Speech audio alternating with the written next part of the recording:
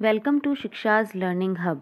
Dear learners, today we are going to discuss Language Second English for REET Examination 2022.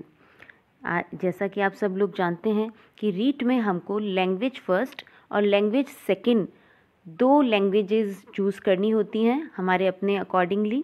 उसमें हमारे पास काफ़ी सारे options होते हैं लैंग्वेज फर्स्ट में भी, जैसे English, Hindi, Urdu, Gujarati, Punjabi, and same options हमें सेकंड लैंग्वेज में भी अवेलेबल होते हैं। तो हम अपने अकॉर्डिंग जो भी हमको लैंग्वेज चूज़ करनी होती है वह चूज़ करते हैं। उसी सिलसिले में आज हम लैंग्वेज सेकंड जो है, अगर आप रीट में सेकंड लैंग्वेज इंग्लिश ऑप्ट करते हैं, इंग्लिश चूज़ करते हैं, तो उसका आपका क्या सिलेबस रहने वाला है, क्या क्या चीज़ें उसमें ऐड हैं सिलेबस में, उस टॉपिक पर हम आज बात करेंगे। तो आइए शुरू करते हैं। देखिए सबसे पहले मैं आपको ये बताना चाहूँगी कि इसमें जो हमारे टोटल क्वेश्चंस होते हैं और टोटल मार्क्स दोनों ही होते हैं 30। इट मीन्स लैंग्वेज फर्स्ट भी हमारी 30 मार्क्स और 30 क्वेश्चंस की होती है, और लैंग्वेज सेकंड जो हम चूज़ करते हैं वो भी 30 मार्क्स फॉर 30 क्वेश्चंस। ठीक है, अब हमारे ये 30 क्वेश्चंस जो होते हैं इनमें कौन कौन से टॉपिक्स हमारे आएंगे लैंग्वेज सेकंड इंग्लिश में। उसमें सबसे पहले तो आप देखिए यहाँ पर अनसीन प्रोज पैसेज।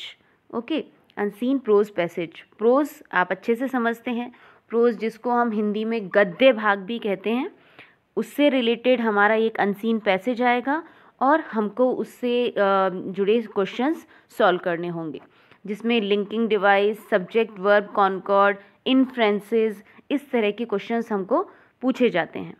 इनके बारे में हम अलग से डिटेल में बात करेंगे। अब नेक्स्ट है हमारा अनसीन पोएम। कोई भी अनसीन पोएम जो हमारे इस तरह से कोई सिलेबस में कोई भी पोएम्स प्रोवाइडेड नहीं है, कोई भी पोएम हमको दे दी जाएगी, उसका कोई भी स्मॉल स्टेंजा, 1 और 2 स्टेंजास हमको दिए जाएंगे और उसमें से हमको आइडेंटिफाई करना होगा। क्वेश्चंस आएंगे, हमसे अलिट्रेशन पूछा जा सकता है, सिमिली पूछा जा सकता है, मेटाफर से रिलेटेड क्वेश्चंस पुटअप होंगे, पर्सोनिफिकेशन जो बार बार पूछा जाता है, हमेशा पूछा जाता है, और राइम, एसोनेंस एंड राइम से रिलेटेड क्वेश्चंस हमसे पूछे जाएंगे।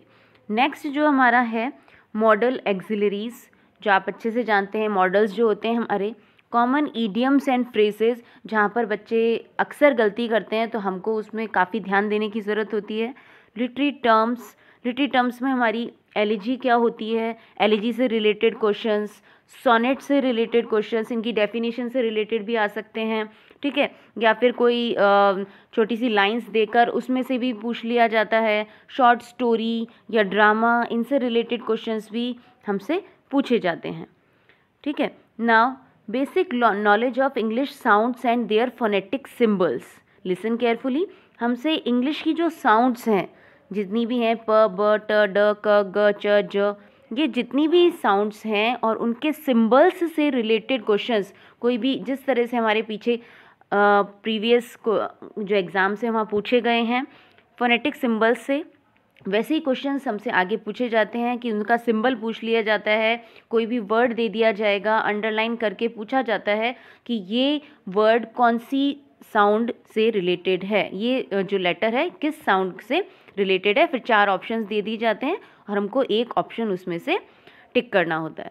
ठीक है, उसके अलावा हमसे पूछा जा सकता है कि principles of teaching English, English से रिलेटेड, क्योंकि हम इंग्लिश लैंग्वेज ऑप्ट कर रहे हैं तो हमारे इंग्लिश टीचिंग क्योंकि आप एक टीचर बनने जा रहे हैं तो हमारे इंग्लिश टीचिंग के क्या प्रिंसिपल्स होने चाहिए। Communicative approach to English language teaching, CALT क्या होता है।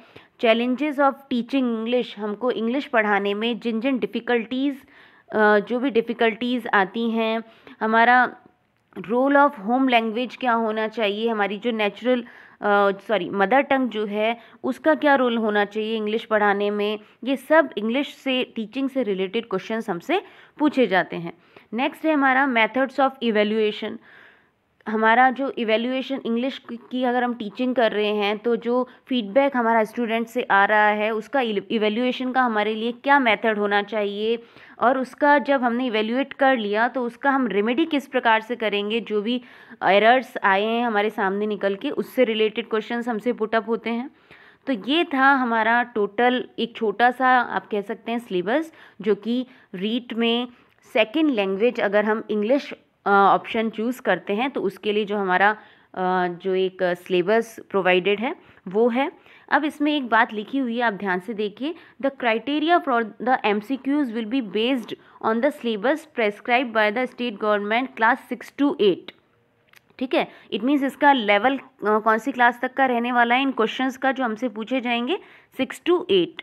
ठीक है, और text book prevailing in the academic session in 1920, और हमारी टेक्स्ट बुक भी बता दी गई हैं कि भाई हाँ एकेडमिक सेशन 1920 तक जो के अंदर जो टेक्स्ट बुक हमको प्रोवाइडेड हैं, जो आपको 6 से 8 तक की जो बुक्स हैं उन्हीं में से आपसे पूछे जाने की संभावनाएं हैं, पॉसिबिलिटी है।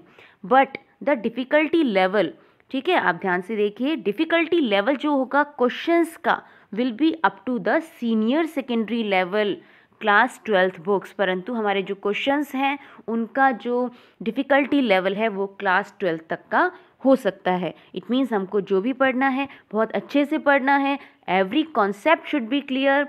ठीक है, हमको बहुत स्मार्टली पढ़ना है और हमारे कॉन्सेप्ट एकदम क्लियर होने चाहिए। तो ये आज के वीडियो में बस इतना ही। अगर आपको इस तरह के और वीडियो आप चाहते हैं मुझसे तो प्लीज़ सपोर्ट कीजिए और मेरे चैनल को सब्सक्राइब ज़रूर कीजिए, लाइक द वीडियो। सो मिलते हैं नेक्स्ट वीडियो में। Till then bye bye.